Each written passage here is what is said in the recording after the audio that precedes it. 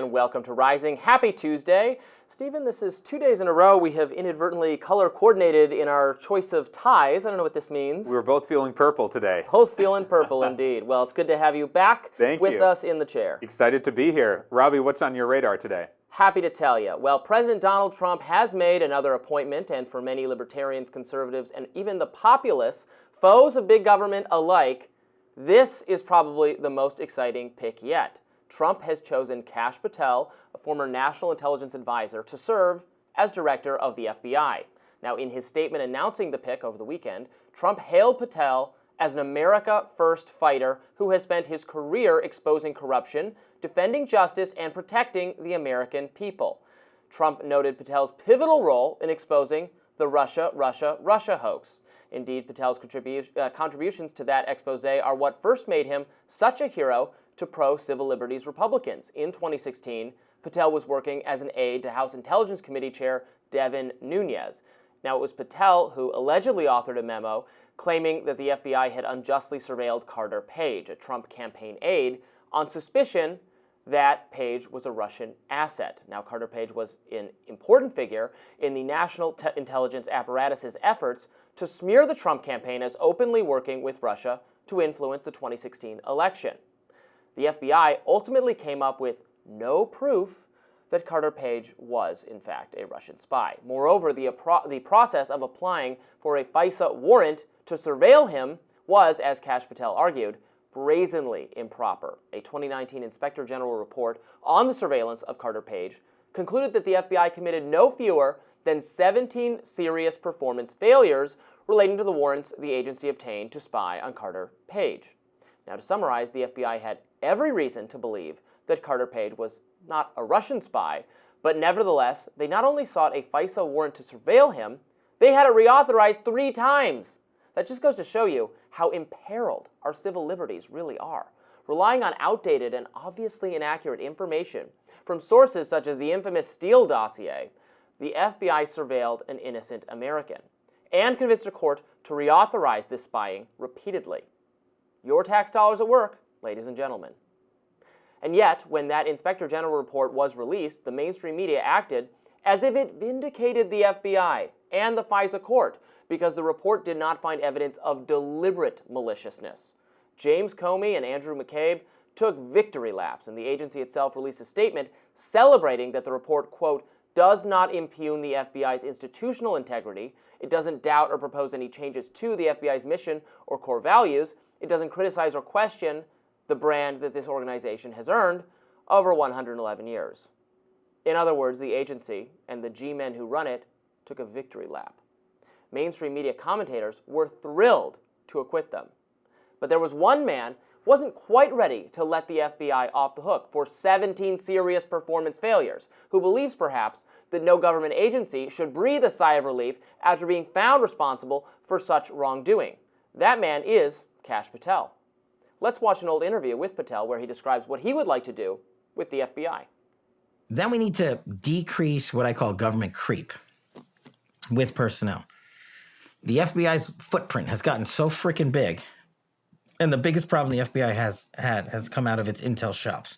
I'd break that component out of it. I'd shut down the FBI Hoover building on day one and reopening the next day as a museum of the deep state. And I'd take the 7,000 employees that work in that building and send them across America to chase down criminals. Go be cops. You're cops. Go be cops. Go chase down murderers and rapists and drug dealers and violent offenders. What do you need 7,000 people there for? Same thing with DOJ. What are all these people doing here? Looking for their next government promotion, looking for their next fancy government title, looking for their parachute out of government. So while you're bringing in the right people, you also have to shrink government. So massive government reform. Yeah. And you got to work with Congress to eliminate the billets. This is one of the things we did when I was deputy DNI. We got to DNI and I was like, okay, what do all these people do? We've got the CIA, so why do I have analysts doing the CIA's job here? Why do I have a floor of them? Like, give me a good answer. I don't know everything. I don't know a lot. But if you can give me an answer that satisfies their existence, I'm all in. Well, we just have our own people. Okay, well, now we don't. And we went to Congress and zeroed out a bunch of billets, and they hated us for it. That all sounds pretty good to me. Maybe it sounds good to you too. let's save money where we can and then restore the true purpose of the FBI, which is to identify and arrest criminals, not to operate as yet another wing of an ever-expanding permanent federal intelligence bureaucracy that is largely independent of political constraints. This does not sound good to John Bolton, however, the ardent hawk turned CNN's favorite Republican, derided Kash Patel as akin to the head of a secret police like Stalin's Lavrentiy Beria. The Senate should reject this nomination 100-0, said Bolton. This is America. We do not want the head of the federal government to operate a Stalin-esque secret police. I agree with John Bolton on that. But many Americans think the FBI already behaves that way, under no one's direction but their own. And so Kash Patel has emerged as another very controversial appointee described as a loyalist, which is a word that has suddenly taken on this negative connotation in the mainstream media that, oh no, they picked someone, the president has picked someone who is loyal to him.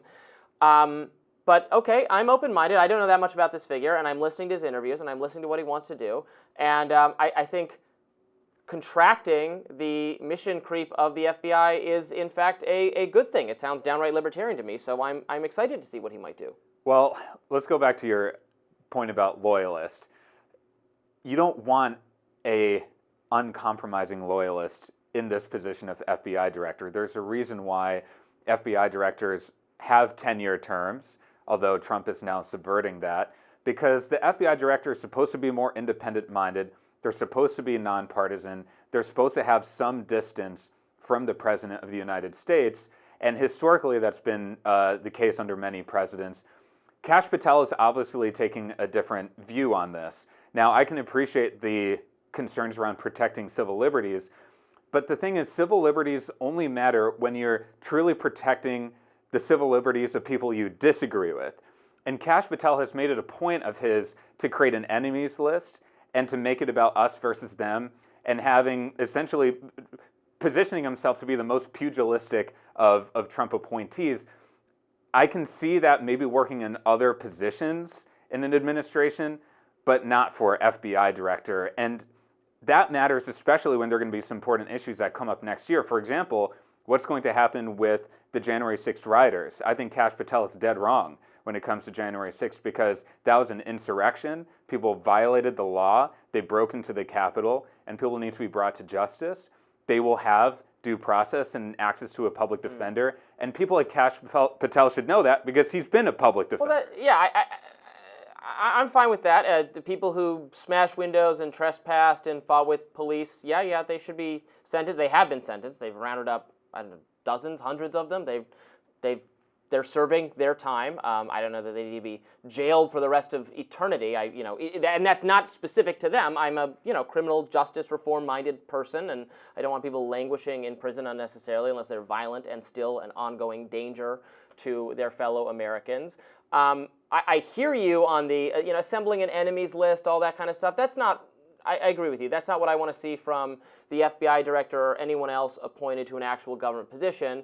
Some of this, I suspect, is just rhetoric from people not in government. As a spokesperson for Trumpism and as somebody who wants to combat with the mainstream media. I think it's fine as rhetoric. It should not be policy of the FBI. And I agree with you that the FBI director should be independent-minded enough to pursue criminal charges against Republicans or even against the Republican president if it is warranted. But what conservatives believe is that the supposedly apolitical thrust of the FBI over the past years was not actually apolitical or independent. It was in fact very much politically driven by an anti-Trump, pro-government, taking on a life of its own, right?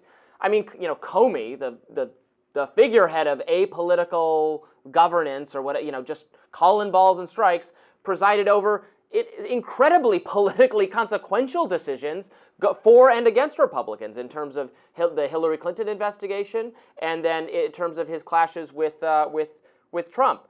And I don't know, a lot of people on both sides think those were unfair to those campaigns for various reasons. So it's a difficult needle to thread. I'll certainly criticize him if he is just covering up for Republican criminal activity. But in terms of the changes and reforms he wants to bring to the organization, I think they're very, very needed and will benefit. What about the declassification he wants to do? I didn't even mention that yet. He has promised mass declassification. This could be everything from Kennedy assassination to RFK to Epstein to COVID origins. That's the thing I want most of all. Yes, I think that is important. I think, however, if you have someone who comes in with all the rhetoric that he's espoused, and you make a good point, maybe it is just rhetoric, but if he actually translates his egging on the Steve Bannon podcast and his love fest that he's having in the Trump media orbit right now, translates that into FBI policy, that would return the FBI to some of its darkest days under Hoover, where they're wiretapping people they say are terrorists, but that turned out to be Martin Luther King Jr. We're going to shut down the building named after him. That's what we're going to do. Well, certainly they should rename the building, but there's a reason why you have people meeting in an office, and obviously there are already regional FBI offices out there, but we should definitely be worried about what he's talking about prosecuting journalists. This is what I call conservative right-wing wokeism, which is just as bad as left-wing wokeism. We don't want this cancel culture to emerge from the FBI. That's very dangerous. Mm-hmm.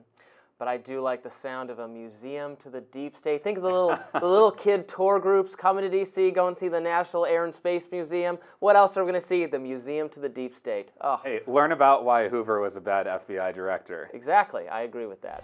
All right, we've got lots more to talk about on Rising today. Stay tuned. President Biden's fateful decision to pardon his son, Hunter Biden, is continuing to make waves. The Daily Show's Jon Stewart criticized Biden for doing so in pretty hilarious terms. Let's watch.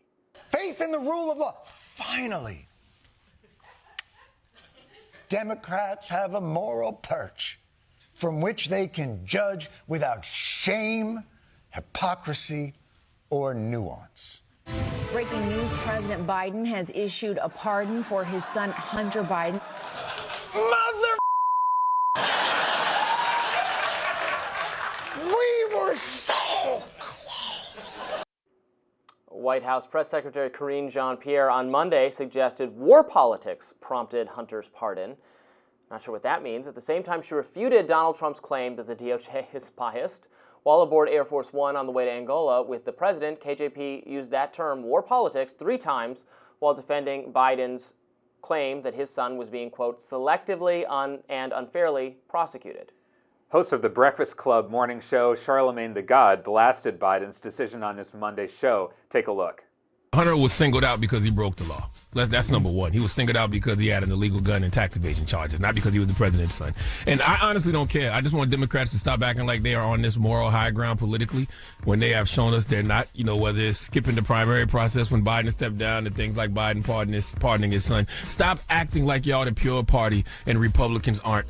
And it also shows me elected officials can do whatever they want as long as they have the political will and courage to do it. And New York Times columnist Ezra Klein seems to be on Biden's side, writing on X, quote, "It's terrible politics and precedent, but I'm going to be honest and say that Trump has been brutally clear that they want revenge on their enemies. They're obsessed with Hunter in particular, and that would weigh like hell on me if I were his father and could protect him." Meanwhile, Democratic Congresswoman Marie Gluenskamp Perez criticized Biden, posting, quote, "President Biden's pardon of his son confirms a common belief I hear in Southwest Washington, that well-connected people are often gifted special treatment by a 2-tier justice system. The president made the wrong decision. No family should be above the law."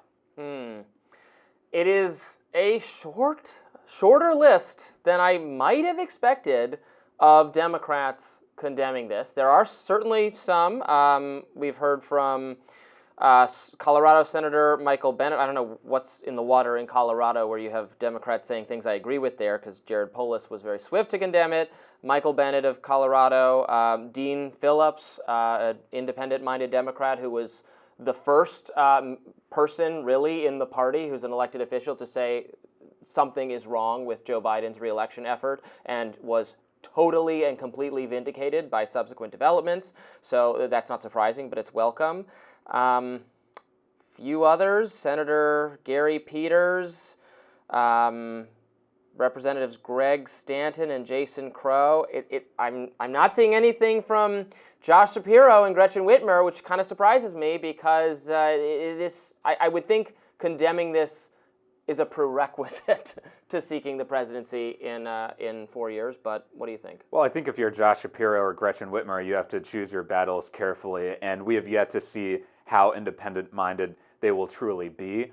The truth is, everyone I've met in politics fits into one of two categories: people who want to be something and people who want to do something. Mm-hmm. And so if you're in the B category, you're more likely to toe the party line. And that's why you see people like Congressman Jamie Raskin really contorting himself. If you compare his comments from a few months ago to post Hunter Biden pardon, he's really playing some political gymnastics. But on the flip side, you point to people in Colorado. I do think actually the Democratic Party there, this is a real dynamic, does have a more independent, even libertarian kind of streak to them.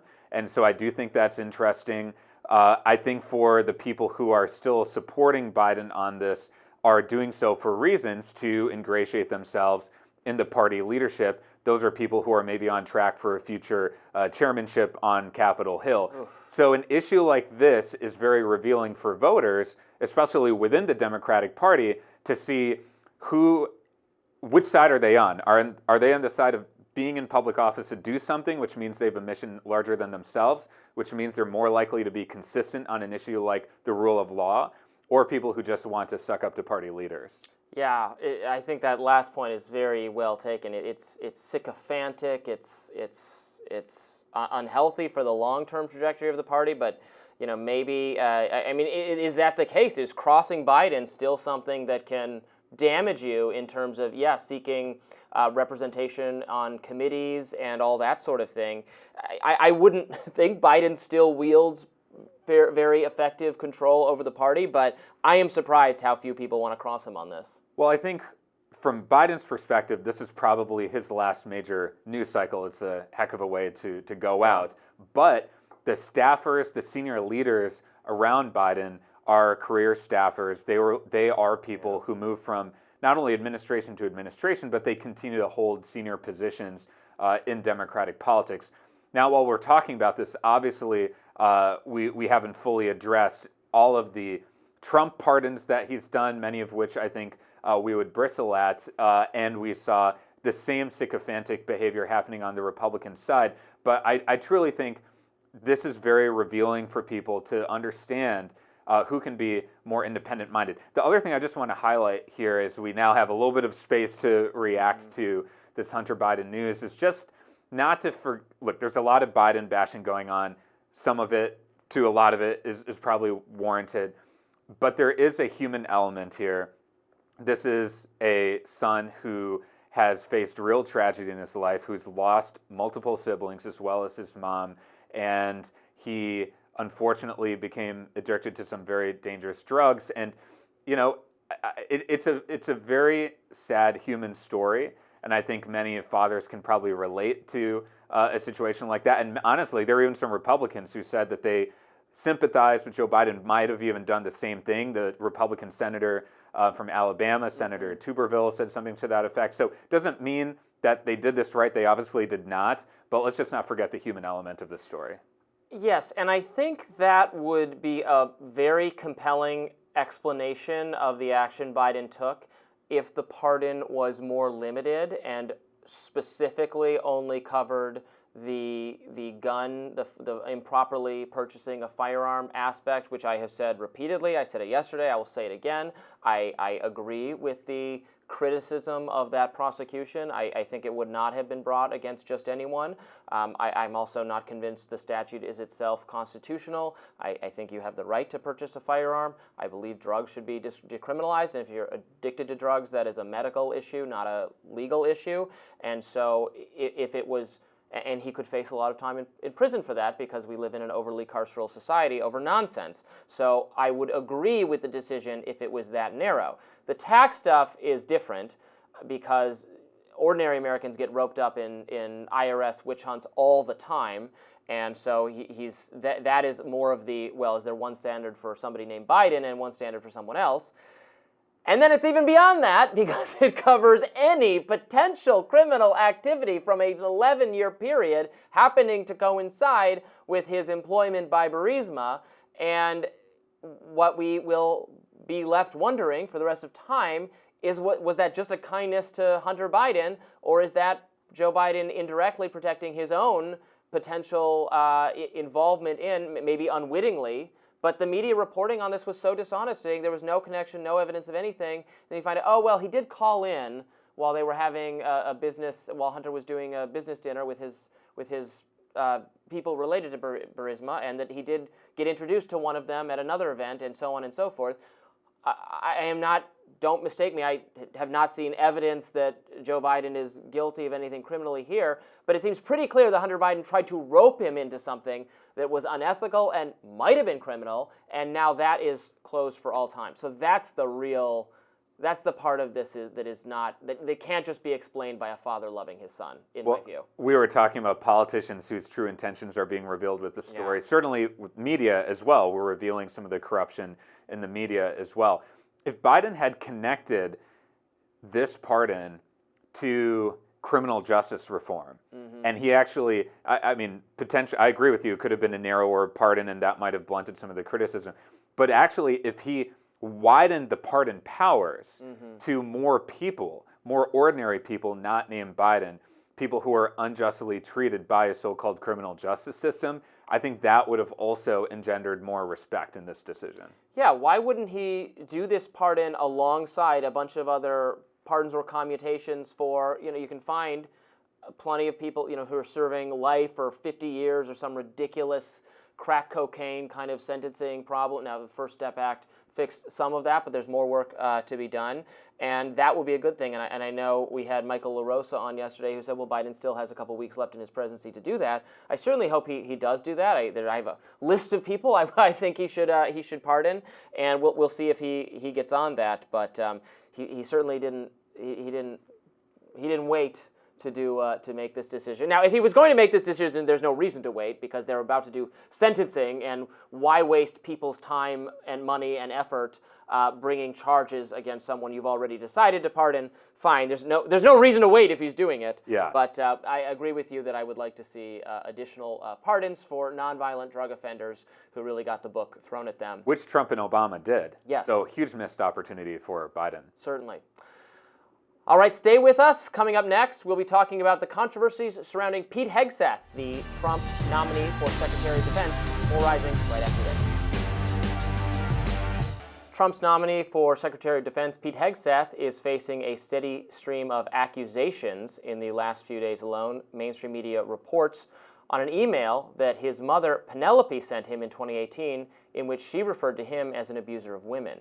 Now, according to the New York Times, the email said, "You are an abuser of women. That is the ugly truth, and I have no respect for any man that belittles, lies, cheats, sleeps around, and uses women for his own power and ego," in that 2018 email.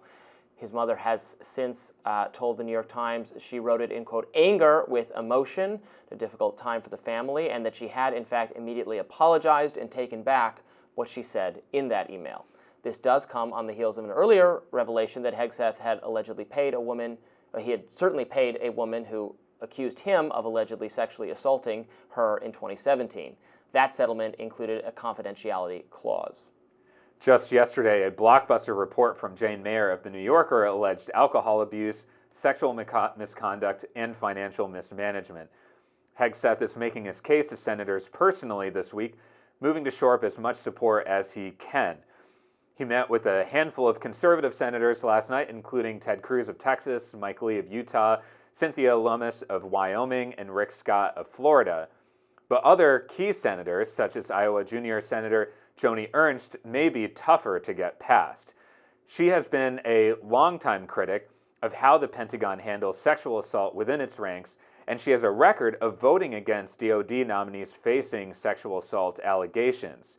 The battle lines are drawn with some predictable responses. Donald Trump Jr. wrote on X, "They'll lie, cheat, and steal to try to sink my father's nominees. the corporate media truly is the hashtag enemy of the people. And on CNN, the conversation last night between influencer Lee McGowan, known as Politics Girl, and Hegseth supporter Representative Scott Taylor devolved into this. There's a lot of things that Pete has allegedly done. And whether it is that he's stolen from the organizations he's run, or he has endless drug escapades, or he has white nationalist tattoos, or he's raped women, whatever it is that he says or he has allegedly done. No, I'm saying, that's all reported. But here's what I'm saying. The biggest thing people need to understand. I don't think you're ashamed of yourself. If I may. Let me just correct one thing. I don't think there were white nationalist tattoos. You mean Christian tattoos? Hold on. He didn't. The allegation was not that he stole from the organizations, but that he mismanaged the money. Continue. So I would say the biggest thing to remember is that the Secretary of Defense is involved in every issue of our national security. Involved in, I don't know why you're laughing, involved in the use of nuclear weapons, is sending our troops into combat, approving drone strikes. There are literal life and death issues in the hands of the U.S. Secretary of Defense every day. And on the alcohol alone, you cannot give someone a job like that who has a drinking problem, someone who might be incapacitated for multiple reasons. Continue to defame the guy. You don't know him. You don't know he has a drinking problem. What he said. I'm not his best friend, which you apparently are. But what I'm saying is, this is a huge job that he's done. Not partisan. Hold on. I am not done. Lot to get into here. I think I don't know who that woman is who was just talking. A lot of what she said is just factually inaccurate. He does not have a white nationalist tattoo. It is a tattoo of a cross. Nor was he, in the accusations that made by Jane Mayer in that New Yorker piece have been disputed by people who were at Concerned Veterans for America, who spoke to Sohrab Ahmari of Compact Magazine, deny what the whistleblower said. I was there for this is from Sean Parnell, who was at the organization. I was there for most of these alleged incidents, and this stuff is just complete fabrications. That would not surprise me. I'm not a fan of Jade Mayer. I would, in fact, refer to her as a hack and conspiracy theorist based on her past reporting on a variety of topics, from Brett Kavanaugh to other things. Now, in terms of the email that his mother sent him during a rough time in their lives. He was going through a divorce. He had been guilty of infidelity, etc. I think it is pretty bad for the New York Times to publish family drama at a difficult time. A divorce is hard for people. It's something a lot of Americans have gone through. It is nasty and ugly, and I don't think the revisiting of those things is necessary or something the mainstream media should do. I would like to know what his defense policies are actually. That's what matters to me. I would like to know what he thinks about ongoing U.S. military involvement indirectly in Europe and in the Middle East, and what his policy would be. I might disagree with it. I might think he should not be confirmed on that basis. But that's really what I want to know about, not who he was sleeping with in 2015. Well, I do think character matters, and it's very possible that the New York Times illegally got that email, and if that's true, that should be addressed at the New York Times. But usually, when there's smoke, there's fire. Like, there's enough reporting out there, and he already settled one case, that makes this very alarming, and I think that should be on the record, especially for a position as important as Secretary of DOD. Now, here's a story that's not getting talked about enough here in the midst of all of these accusations and media reporting on this, is the DOD, you talk about deep states, the DOD is the deepest deep state, in the sense that you can bring in an appointee if you want to, like Pete Hegseth. He may want to change things, but things are not changing unless the military contractors want them to change. And I'll go even further than that. Pete Hegseth is not getting confirmed if the military contractors don't want him to be. So that would, if he doesn't get confirmed, that's going to be the reason for it, most likely. I think he is not the right person to be Secretary of Defense. At the same time, among all the things for Democrats to be fearful of among all the appointees in the Trump administration, this one I'm relatively less worried about, simply because the DOD is like an absolute behemoth. I think, in fact, Pete Hegseth, if in the case he actually does get confirmed, won't be taken seriously by the DOD leadership. Well, they're trying to disqualify him, again, not on the basis of what he thinks about policy whatsoever. There's almost no discussion of policy in any of this. It all has to do with alleged sexual misconduct, which it is my view, is wielded by mainstream media and Democratic figures in complete bad faith because it is frequently ignored on their own side. I mean, Joe Biden himself just ignored by the mainstream media and by everyone who supported him that he too was accused of actual sexual assault by a woman a long time ago, Tara Reid, and then of at least misconduct or making women uncomfortable on numerous instances. He was accused of that. Bill Clinton is still a surrogate for the Democratic Party on the campaign trail. Someone accused of a variety of things, including sexual assault of Juanita Broaddrick. It's terrible, that case. And then, of course, the workplace stuff while he was president of the United States. Now, I am being consistent on this because I frankly don't think those things, if they are not proven or litigated or you're convicted of, should really be disqualifying of long ago disputes that I don't know how I can have an opinion. I don't know who's telling the truth. I don't think people are automatically lying about them, certainly, and should be listened to and respected and have the right to bring forth these kinds of accusations, and then we have to judge for ourselves. But I just don't think things that happened a long time ago for which there's no evidence should be disqualifying. And I would say that as well in this case, like I would say that with Joe Biden too. I told people this, even though we had his accuser on the show and we interviewed her and we let her make her case. If I was inclined to vote for Joe Biden because of his policies, which I was not, but if I was, this would not change my mind about him that someone long ago had accused him of something that I have no way to independently verify. But that's the same case here. Well, it's not as long ago, but it's still like 10 years ago. Yeah, a couple things. One is with Pete Hegseth, this record of sexual allegations, it's true, we don't know exactly what the truth is, and I'm not taking my only source of information as Jane Mayer at the New Yorker. True.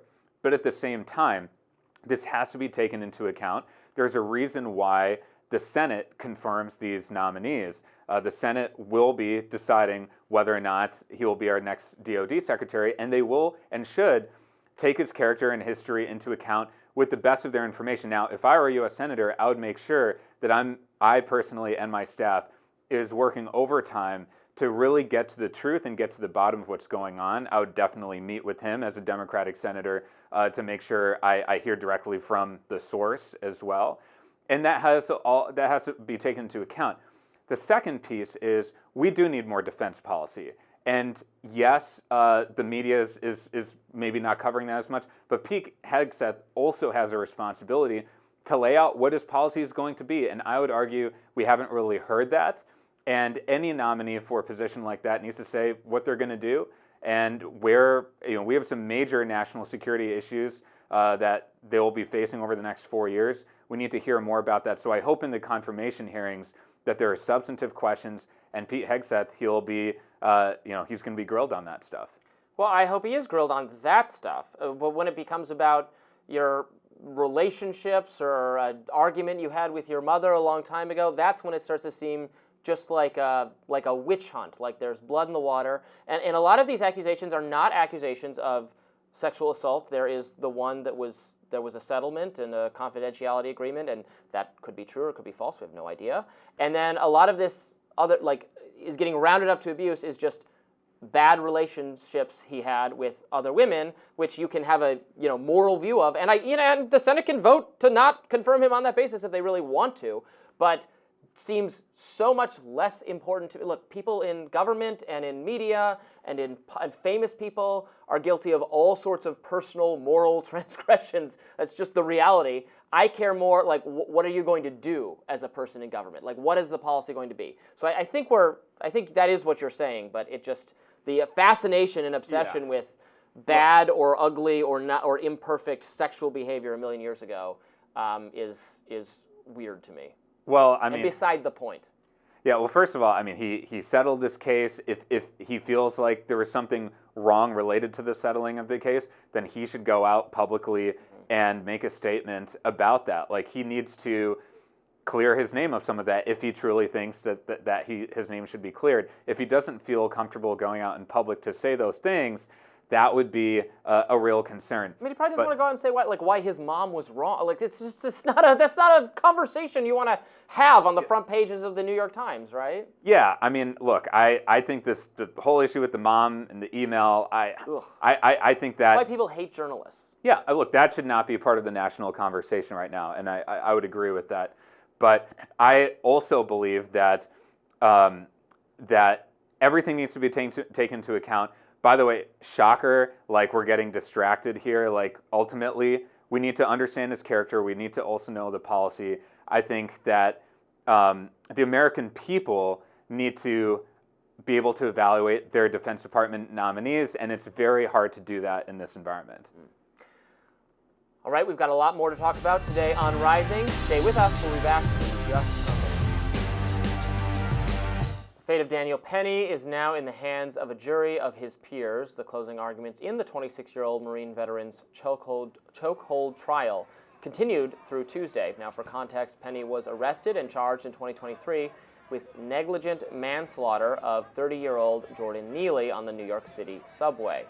Penny is accused of putting Neely in a 6-minute chokehold because Neely was acting erratic and threatening fellow train passengers. Is he a hero, or is this vigilantism gone wrong? That is the debate. Now, Penny's defense team tried to paint the portrait of a brave citizen that jumped into action to protect fellow passengers, while the prosecution maintained that Penny was too forceful and reckless in responding to Neely.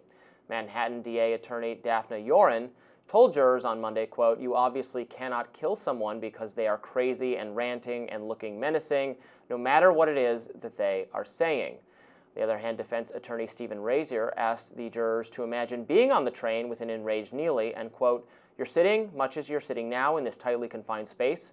You have very little room to move and none to run. Who would you want on the next train with you?" Penny's reaction toward Neely has fueled debate over race, public safety, crime, homelessness, and mental illness. Charlie Kirk posted on X, quote, "Daniel Penny is a hero. He stepped in to protect women and children from a violent madman with multiple felonies who was threatening to kill innocent bystanders. Free Daniel Penny." And the End Wokeness X account posted, quote, "Daniel Penny is a hero who saved the lives of countless passengers in New York. Pray for a complete acquittal." So, look, I'm somewhere in the middle on this one. It's always better to have everybody like strong, bold takes, but I got to say what I believe, and what I really believe is that this one's a little bit difficult. I think that Daniel Penny had the right, certainly, and anyone else did, to intervene. That a mentally ill and drug-addicted person was threatening violence against fellow passengers on the train. This is not something we should just... It's become routine, unfortunately, in large cities, on public transportation, in public parks, in public spaces, for there to just be insane, drug-addicted, homeless people who are a danger to themselves and others, and that this is not acceptable, and the state has not done enough to fix this problem. We're just forced to live with, to contend with public spaces, our beautiful green spaces in our cities that we pay to have maintained, taken over by drug-addicted crazy people. It's not good for them. They need help. I'm not saying to throw them in prison, but they need help. They need to be, this cannot be allowed to go on. And when you're threatening someone in public, that you're on drugs and that you're mentally ill is not an excuse, is not a defense, doesn't mean no one can stop you. So his decision to intervene is, I think, perfectly fine, and we want, not just the police, but they can't be on every train in the subway. We want people to intervene. However, he did keep him in a chokehold for too long, and Jordan Neely died as either as a direct result of that or a combination of that and the drugs he had in his system. Now that could be a mitigating factor, perhaps, that the drugs he was on were a danger to him as well. But people did warn Daniel Penny that this was going too far and the man's life was at risk. So just because you have a right to intervene, you have to intervene proportionally. You can't just, it's true, you can't just kill someone for being crazy and for threatening other people. You can't just kill them. So I think it is a difficult case. What's your take? It's difficult. The situation was scary. At the end of the day, I think Daniel Penny murdered a guy, and he made a decision on death in that moment. There were other people around. Now it's very hard to put ourselves in their shoes, but you would have liked to have had a situation where they could at least restrain him without killing him and allow a judicial process to make a judgment here. So I just think it's really scary. I think this story does deserve the nuance that you're referencing. We had a similar case like this in my home state of Wisconsin around Kyle Rittenhouse, where he also, in self-defense, ended up shooting a guy.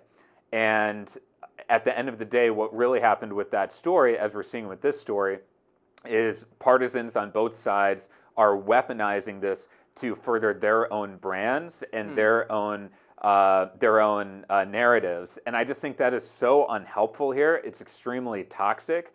I think that this is a very sad and scary case. It obviously should not have resulted in death, in my opinion at least, and it should have gone through the judicial process. In the Kyle Rittenhouse case, I was much more completely convinced that it was in fact self-defense. I followed the trial very closely. I listened to the evidence presented, including by one of the people who'd been shot, and it seemed very clear to me from the evidence that Kyle Rittenhouse's actions in the moment were justified based in the danger that other people were putting him in. Now, you can, and others in the media can critique his decision to be there in the first place and a variety of other things, but that in the moment he was justified in shooting and was, if you watch the video footage very carefully, was making, again, justifiable reactions to the danger those people that he shot at were putting him in.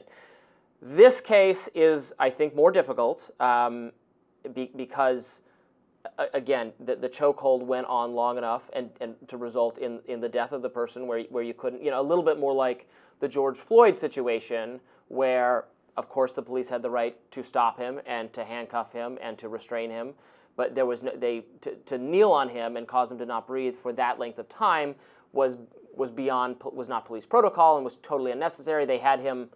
He was no longer presenting a danger to officers. They could have easily just put him in the car at that point, but they continued to kneel on him. Now, this person is not. It's complicated because he's a military man, so he does know something about how to restrain people with force. But he's not a police officer, so he's not protocols he should be following. And it is a little bit trickier than it might sound to laymen or people who don't engage in physical violence or have never been involved in physical violence.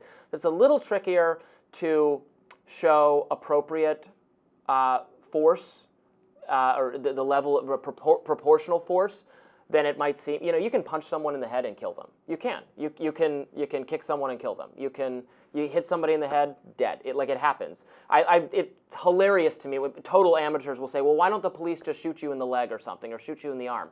There's no such thing. You can do that and you can kill someone. You also can't aim. Police are not trained to aim with such. They're not they're not Jack Bauer or something. They can't. They are trained to shoot to neutralize a target, because you could miss if you're aiming with a leg. You could hit the sidewalk, have it bounce off, and kill someone else. Obviously, if you shoot someone in the leg, you could kill them. So it is difficult to respond proportionally, more so than people think. Well, Daniel Penny, I think, being a former Marine, should have thought about proportionality, and he knows what chokeholds can do. That can actually kill someone. So I think that he... But my point is any kind of physical response can, in fact, kill you or cause serious harm to you. I guess that's true, and yes, of course, you need space in American society to defend yourself if you think your life... Defend others. Yeah, or defend others if you think their life is threatened, but not go... Again, it's we're bystand. We're observing the news here. Yeah. It's very hard to put ourselves in the shoes of either any of the people there or people on the train. Based on the video footage that I saw, it did seem unnecessary and uncalled for and completely beyond the pale to do what he did. And similarly with the Kyle Rittenhouse story, I studied that video and that case closely. First of all, he should not have been out there probably in the first place. It was a very dangerous situation. Well, that's fine, but that's not a crime. Can't charge him with that. Agreed. That's not a crime, but you're entering into a dangerous situation with a gun on your back. And based on the video I saw, I interpreted that differently. So people can look at these situations, look at the evidence that's given to them, which often is imperfect evidence, and interpret those things differently. I think that we're roughly both calling for nuance here in the Daniel Penny story. Well, if Daniel Penny is convicted this week, the week that Hunter Biden is pardoned for his crimes, this would be maybe the low point in Democrats' electoral futures. It will not be a forgiving news cycle, I will say that. One thing I can say for sure is unlike the right-wing commentators you're seeing out there, I think it's wrong to be hailing Daniel Penny as some kind of hero. Yeah, I mean, I agree with that. And I said the same thing on Kyle Rittenhouse. You don't need to, sometimes people on the right feel like they need to, if someone is being treated unfairly by the media or by the deep state, I'm using deep state facetiously, the administrative system that they're against, it can be true that the person is being treated wrong, but also their actions should not be praised or held up as great. And sometimes people on the right will automatically celebrate a figure. Although this happens on the left Democratic side too. Again, George Floyd is has gained sainthood for this was a person charged of criminal behavior is not deserving of sainthood. Now was killed unjustly, to be clear, by the police, and I absolutely supported the charges brought against the police in that case. But that doesn't mean the person themselves needs to be celebrated. So left, Dem, mainstream people do that a lot too, but I agree with you that this is a case of the right doing that. I wouldn't use the word that I wouldn't say that he's an American hero, but I have serious reservations about convicting him for intervening here, but it's the jury's decision, and we'll see what they decide. Coming up next, what's Dinesh D'Souza up to? We're going to talk about that on Rising. Please stay tuned. Right-wing pundit and creator of the film 2000 Mules, Dinesh D'Souza, has admitted that the movie did falsely claim that the 2020 election was rigged. Further, he issued an apology to Georgia resident Mark Andrews, who D'Souza falsely accused of ballot fraud in that flick. D'Souza directed and co-produced the 2022 documentary, which alleges that these mules illegally collected and deposited ballots into drop boxes in swing states during the 2020 election. Andrews was incorrectly portrayed as one of those mules. D'Souza released a statement, writing in part, quote, "I owe this individual, Mark Andrews, an apology. I make this apology not under the terms of a settlement agreement or other duress, but because it is the right thing to do. Given what we've now learned, while I do not believe Mr. Andrews was ever identified by the film or book, I am sorry for any harm he believes he and his family has suffered as a result of the film 2000 Mules." This apology comes as Andrews initiated a lawsuit against D'Souza. In the lengthy statement posted to his website, D'Souza acknowledges inaccurate information was provided to him about ballot surveillance, but he maintains confidence in the film's basic message that the 2020 election was not secure. True the Vote is the Texas-based firm that provided D'Souza with ballot drop box with surveillance footage, which appeared in 2000 Mules.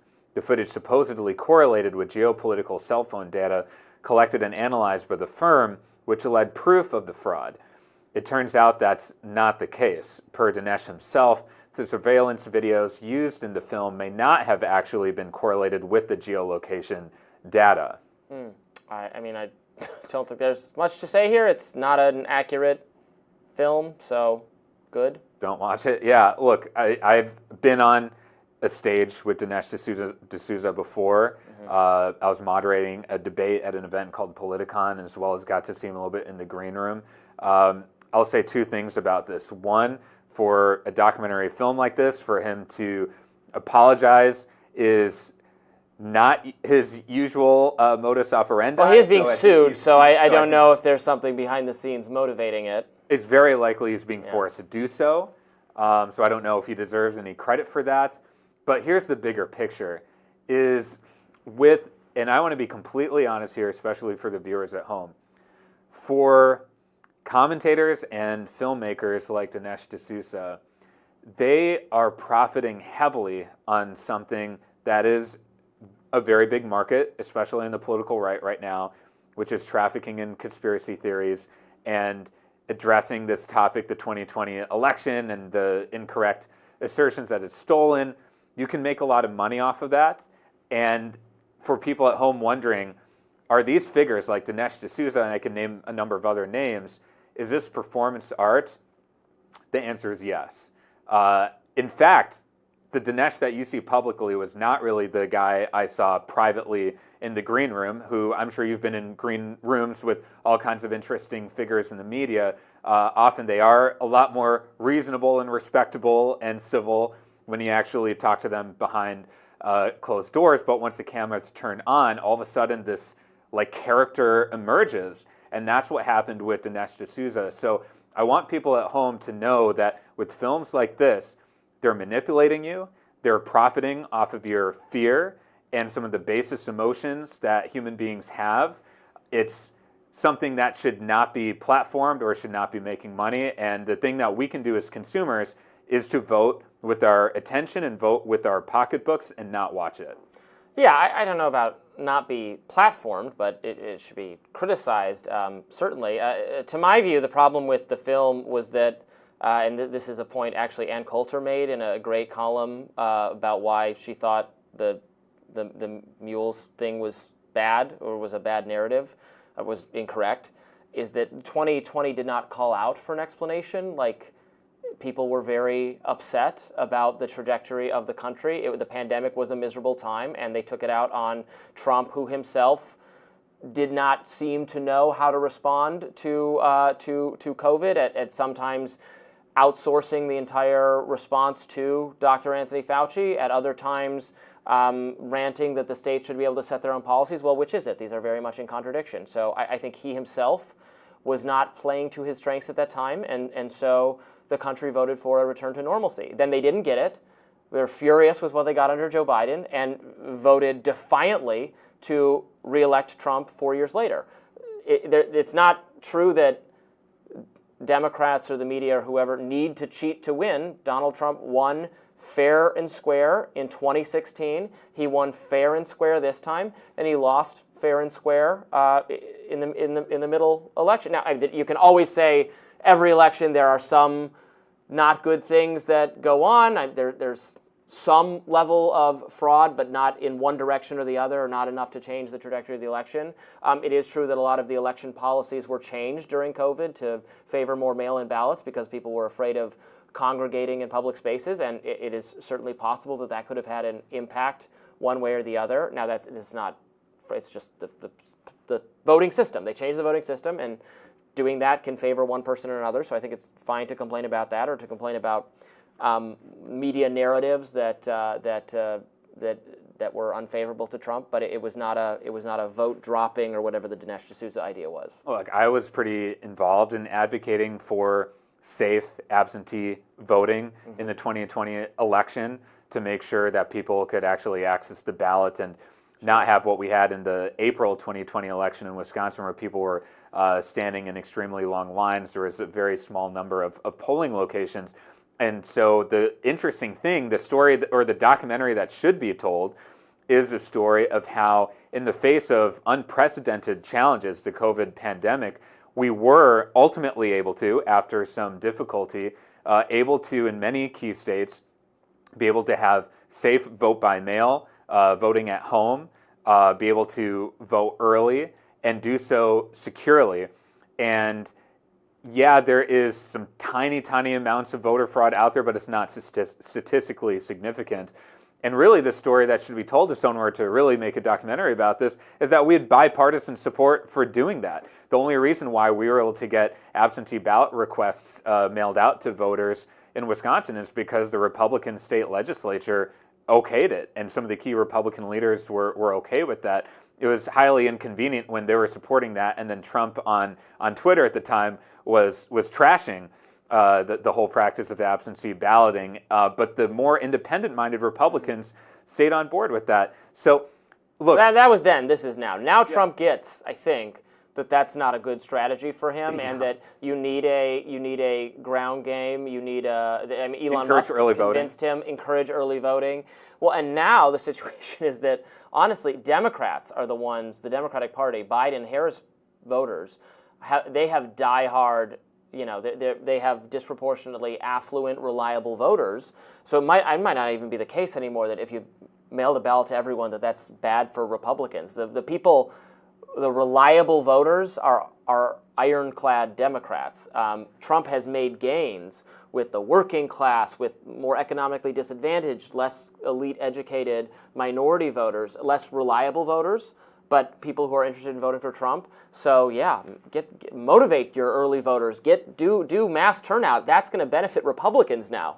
I'm glad that Trump changed his tune when it comes to absentee voting between 2020 and 2024. It was highly unusual in 2020 because the original movement to allow for voting at home or voting by mail was led by Republican secretaries of states in states that have many rural voters that tend to lean Republican. So it's so odd that the politics of that issue flipped in 2020, and now I'm glad, I guess it's back to being maybe more of a non-issue. There's still a little bit of debate around the role of ballot drop boxes, but at the end of the day, absentee voting has been happening for decades in many states, and it's safe. I think, going back to this documentary, we are the stories that we tell about ourselves, and so which documentaries and stories we choose to tell is important. And I think it's important to tell the story that there is actually a lot of bipartisan agreement around early voting now, and even Trump is on board with that. Still to come on Rising, we're going to talk about some more stuff. Let me just look down at my computer to see what that's going to be. Ah, yes, a favorite subject of mine. Congress's Select Subcommittee on the Coronavirus Pandemic has released a report, and we're going to give you all the details on that coming up next. Congress's Select Subcommittee on the Coronavirus Pandemic is out with its final report. The 557-page document titled After Action Review of the COVID-19 Pandemic, The Lessons Learned and a Path Forward has determined that a lab-related incident involving dangerous gain-of-function research in China is the most likely origin of the COVID-19 pandemic. Per the subcommittee, the 5 strongest arguments in favor of the lab leak theory include: 1, the virus possesses a biological characteristic that is not likely to be found in nature. 2, data shows that all COVID-19 cases stemming from a single introduction into humans. This runs contrary to previous pandemics where there were, in fact, multiple spillover events. 3rd, Wuhan is home to China's foremost SARS research lab, which has a history of conducting gain-of-function research at inadequate biosafety levels. 4, Wuhan Institute of Virology researchers were sick with a COVID-like virus in the fall of 2019, months before COVID-19 was discovered at the wet market. And 5, by nearly all measures of science, if there was evidence of a natural origin, it would have already surfaced.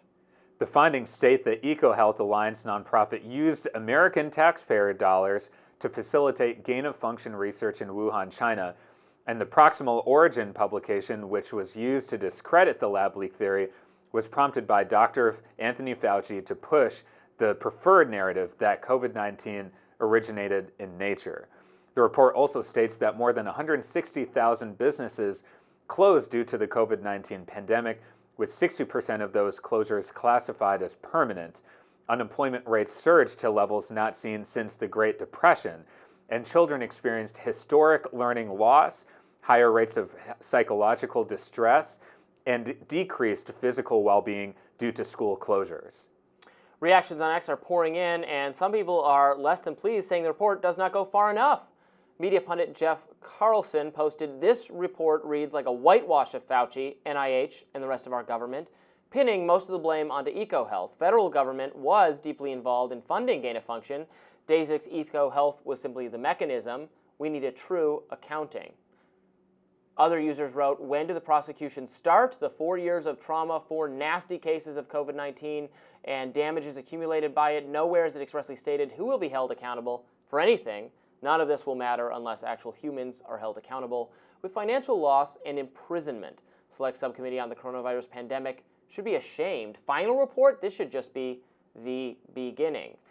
And I do appreciate the conclusions the report draws in terms of strengthening, bolstering the idea that this did in fact come from the lab, and pointing out to the numerous failures, the irresponsible behavior of EcoHealth Alliance. I agree that our own governments, our own agency, NIH, Fauci himself, have not properly been held accountable for greenlighting this funding. And I am increasingly sick of reports about reports about reports. I want to see the raw intelligence, and this is something I hope Kash Patel does when he gets into the FBI, because the FBI is one of 2 federal agencies, along with the Energy Department, that did conclude a lab origin was more likely than natural animal stuff. Natural animal stuff, that's the scientific term. Yes, the wet market. They said that it was a lab leak based on some information they have. And the smoking gun, the strongest evidence would be that the scientists sick at the lab. If scientists are sick at the lab before the wet market happened, and they're sick at the lab with something resembling COVID, it's open and shut. It's done. That solves the issue. That's the smoking gun. And we have heard that the Wall Street Journal has reported that that was the case.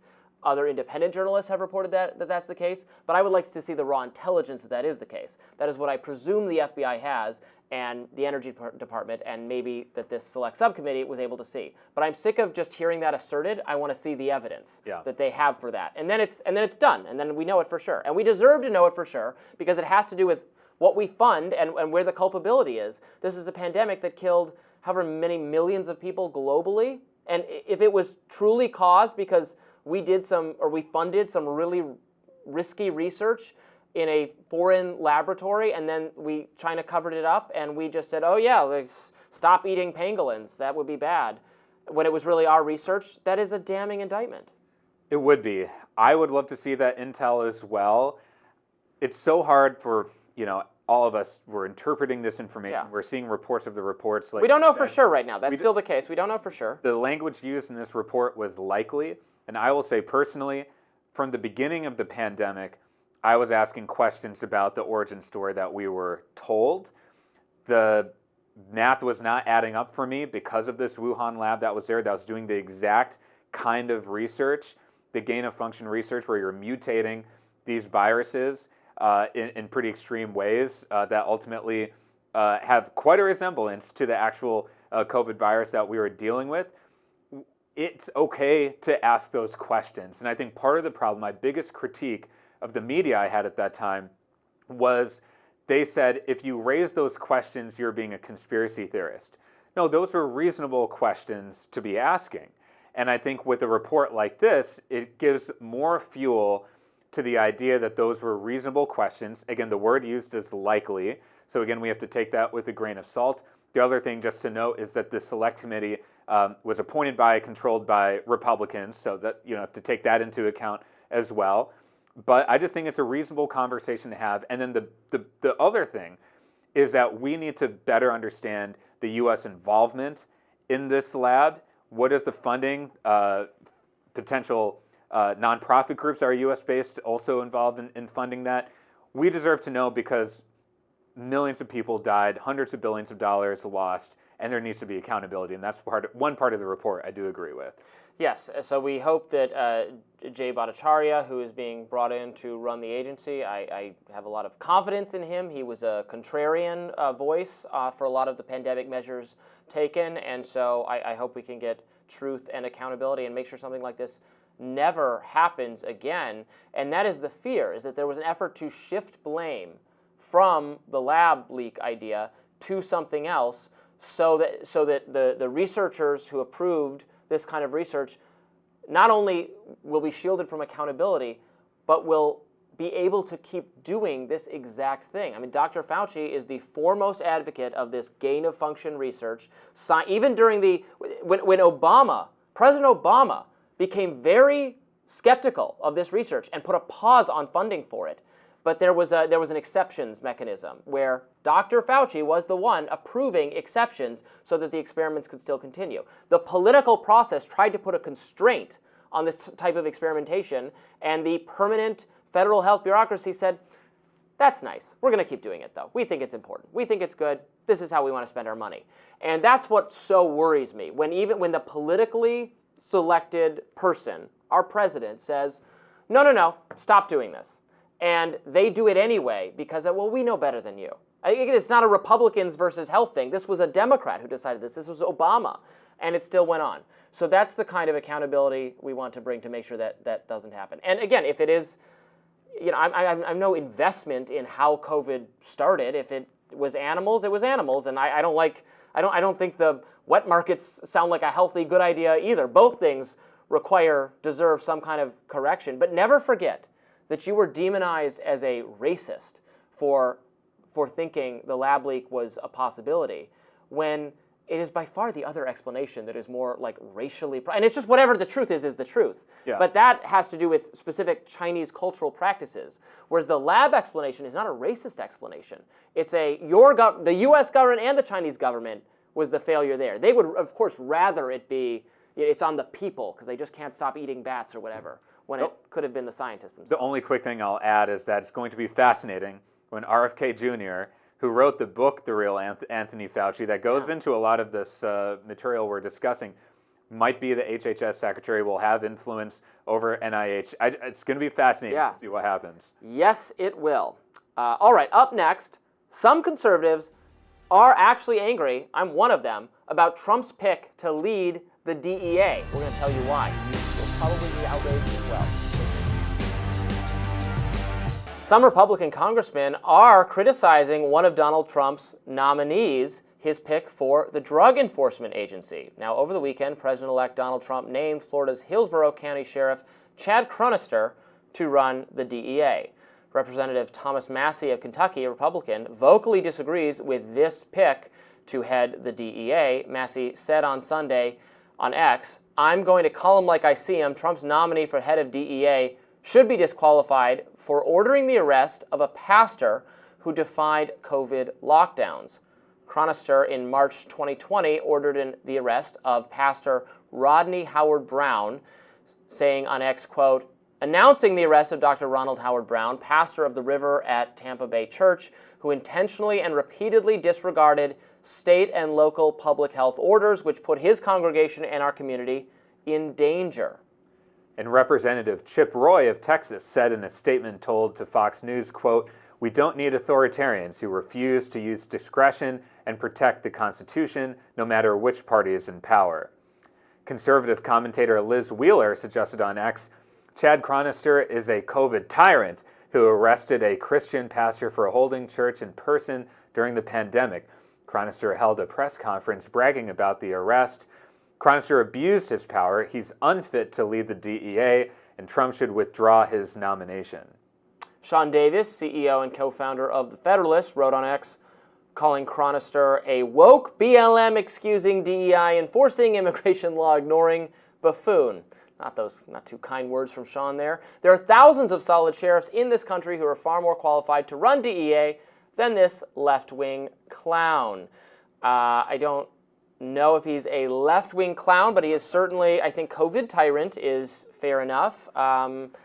Like Massie and Chip Roy, I agree that those policies were bad. Now, maybe Chronister will say that he was just following orders, and you can take that for what it's worth. But there's something about not only enforcing that policy, but doing like a press release, kind of bragging about having done it, and follow the law. And any of you who defy the COVID stuff, we're coming for you next. That's the wrong attitude, even if he's not responsible for implementing the policy. He's just responsible for carrying it out. But I think a respect my authority kind of attitude is not what I want for the Drug Enforcement Agency person. I think this is an example of the outrage industrial complex in full effect. Really? COVID tyrant.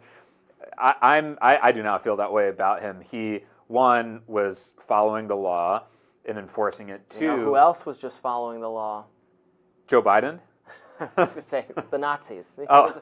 It's a joke. It's, people always say that about. Anyway, go ahead. Yeah, I mean, but I think he's not an authoritarian for addressing an issue where this local pastor was flaunting COVID regulations at the time. And one thing that's not being talked about much in this story is that those two individuals, Chronister and the pastor in Tampa Bay, they are friends. And even after he was arrested, later he was released, they had dinner together. And so this story, it's almost like a non-story that's being whipped into a frenzy by some of these individuals on the political right. If it was a real issue, I don't know why Trump would appoint him. I'm sure they've done quite a bit of vetting on him to make sure he aligns roughly with the Trump ideology. I think what should be talked about more here is that we do have a real addiction issue in this country. Fentanyl is coming across the border from Mexico as well as from China. Chronister has spoken to that issue and wants to address it. So I think that's the real meat and substance here, not some kind of invented story about being a COVID tyrant. Well, yeah, we have to address the fentanyl. Certainly, I mean, DEA is an agency I'm not in love with as a libertarian, because I want to decriminalize drugs wherever possible, or at least allow the states to experiment with different drug policies. And he actually, to his credit, I agree with him on this. He was supportive of Florida's effort to decriminalize some level of possession of marijuana. I think that's good. I support the rescheduling of marijuana. You know, right now it's treated at the federal level as just as serious a substance, as dangerous a substance as heroin or anything else, which it just makes absolutely no sense. Letting states experiment with different drug regimes is, I think, a good idea. I hope he would be in favor of that, but it doesn't say, if he's someone who's like, we got to follow exactly what the law says at the federal level. Marijuana is just as illegal as anything else, and so then I would think he would be carrying out raids of dispensaries and that kind of stuff. Now, if he is going to exercise discretion and say, no, we're not going to do that in states where they have a different policy, I think that would be great.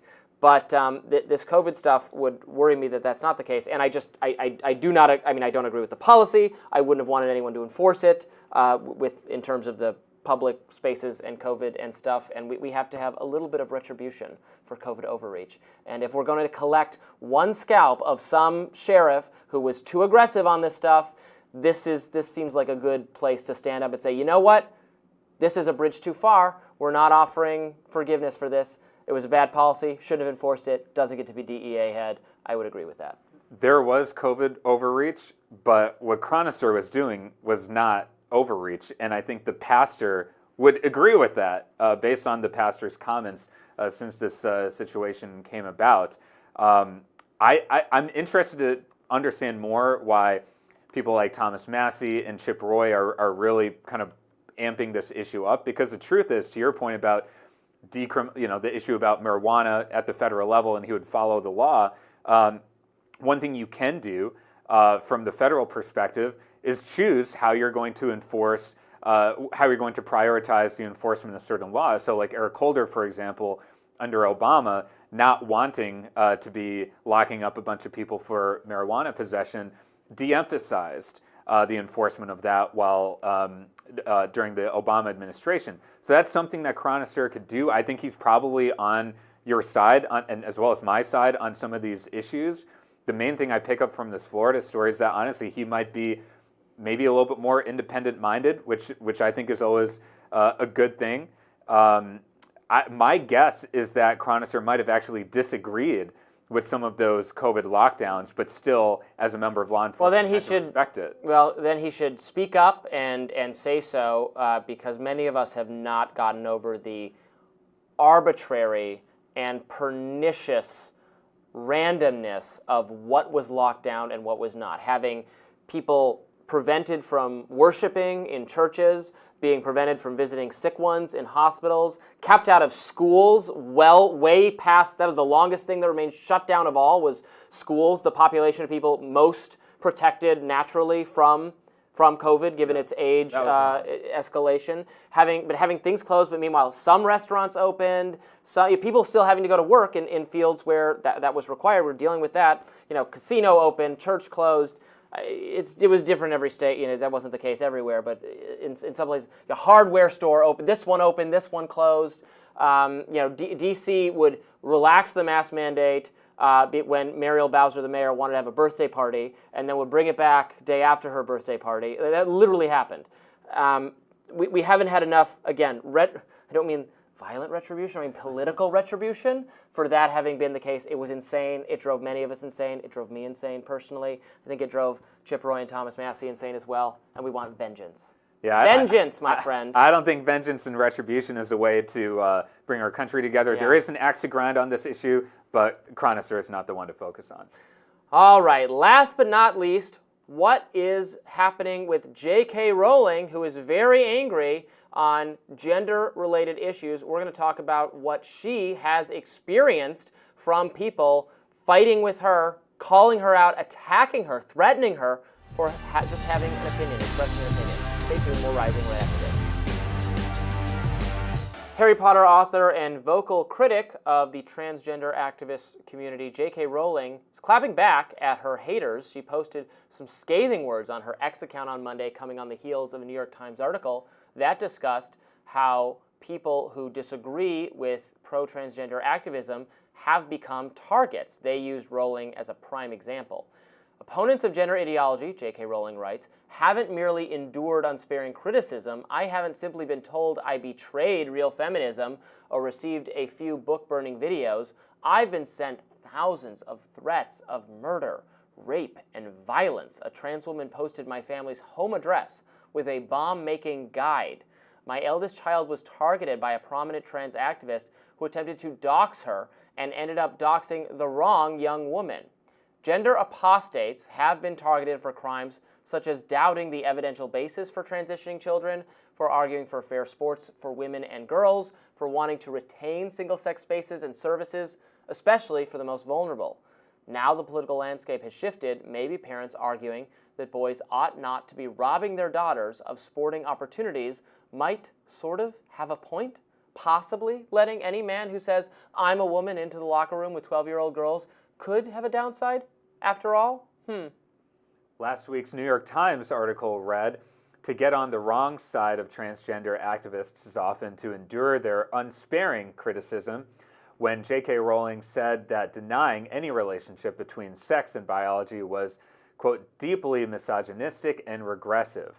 A prominent LGBTQ group accused her of betraying real feminism. A few angry critics posted videos of themselves burning her books. Yeah, so this is all in response to a New York Times article talking about the tactics of the of advocates for transgender people and gender transitioning, and about how those tactics are frankly not working and are creating a backlash not just against trans people but against the entire LGBT community, honestly.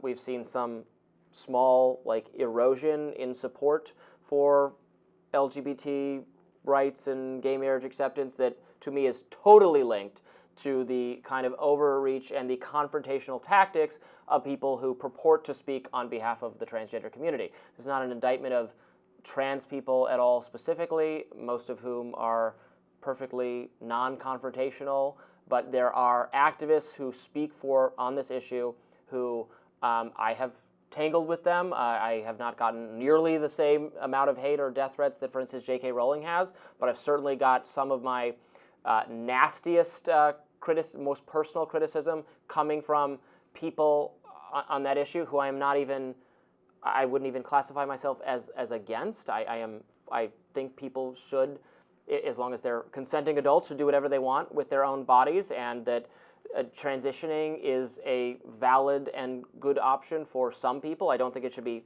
pushed or forced on underage kids. I think you really ought to think about whether this is the best thing for you, but that's a decision between you and your doctor, and I couldn't care less about it. And I am still an enemy for thinking that maybe if you're a boy and you announce that you're now a girl, that you should not immediately be on the girls' soccer team or in the girls' locker room. I have some questions about that, and I too have been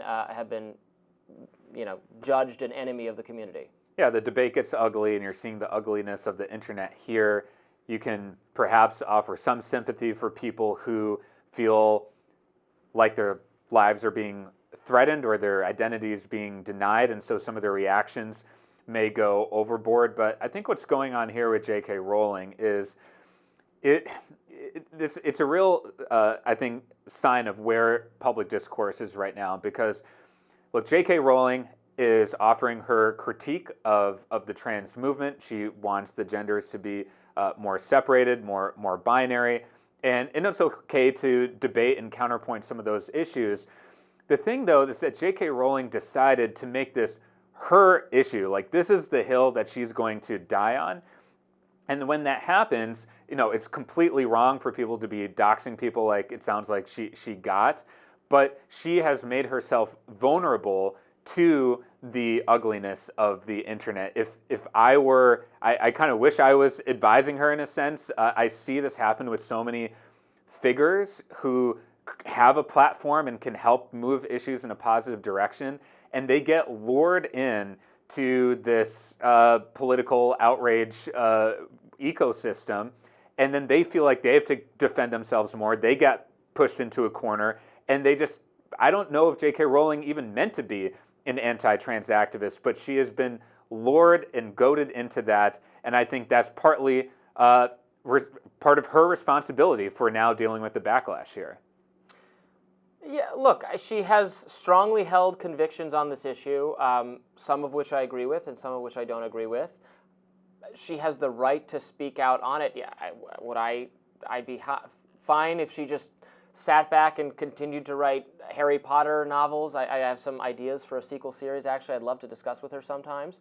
But no, she feels passionately about this issue, decided to speak up on it and become involved. She thinks some of the tactics or the demands of this movement are a threat to female-only spaces, and that as someone who gets listened to and had an enormous amount of goodwill from young people, from everyone, frankly, because of the popularity of Harry Potter, of which I am very much a fan, that she could do some good by being vocal on this, and you are free to criticize even harshly and disagree with her and say that she's wrong, as many people, including many of the young people whose lives were forever changed by being part of the Harry Potter films, have spoke out against her. You could never get me to denounce someone who had done that much for my career. I just wouldn't do it. Sorry.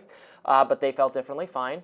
That's well within their rights. But the bigger thing is that the not just harsh but oftentimes violent rhetoric and imagery employed by the activists on these issues is not helping. It is setting them back. This is something Brianna Wu, who is herself a trans woman, has commented on our program. We've interviewed her a couple times, and she speaks out very much on social media. She obviously supports medical care for trans people. She is a trans person. She transitioned years and years and years ago, and she thinks what is being recommended for underage people with gender dysphoria is dangerous and is not scientifically sound, and again will contribute to a huge backlash on this topic. We're already seeing it. Well, I think if you look at, I'm a fellow Harry Potter fan as well. Yeah. I would like to hear your thoughts on a potential sequel. But the story of Harry Potter is one of belonging. And there are many attempts throughout this story to help young people at a formative age feel seen and feel humanized, especially if they feel different or ostracized. And that's a really important message that very much resonated with me as a kid. And so I think when it comes to people who identify as trans right now, it's a very difficult journey, and where the conversation should go and where J.K. Rowling has a unique platform to facilitate is a Harry Potter spirited conversation about young people feeling seen and having respectful conversations about it. Now, has J.K. Rowling and the trans activists who oppose her been facilitating that? No. But it is an opportunity, because I think the story of Harry Potter is quite beautiful in that sense. For people who are looking for examples of trans leaders who I think are doing things the right way right now, look at the Congresswoman-elect Sarah McBride. She was in the news because of Nancy Mace trying to say this the first ever Congresswoman, the first ever trans-elect person in Congress. Needs to be an issue. Which bathroom are they going to go to? And there was a big speech that Sarah McBride made, and she could have easily been the equal and opposite reaction to Nancy Mace, but instead had a practical speech about how democracy needs to deliver right now. And that's what, if you're looking for a playbook of how we should be leading on trans issues, I think that's it. That does it for us today on Rising. We appreciated the discussion and debate that took place. Hope you did as well. Be sure to like, share, and subscribe so you never miss any of our content. And for those of you who like to listen while on the go, we're now available anywhere that you can find podcasts, and we'll see you back here tomorrow. See you then.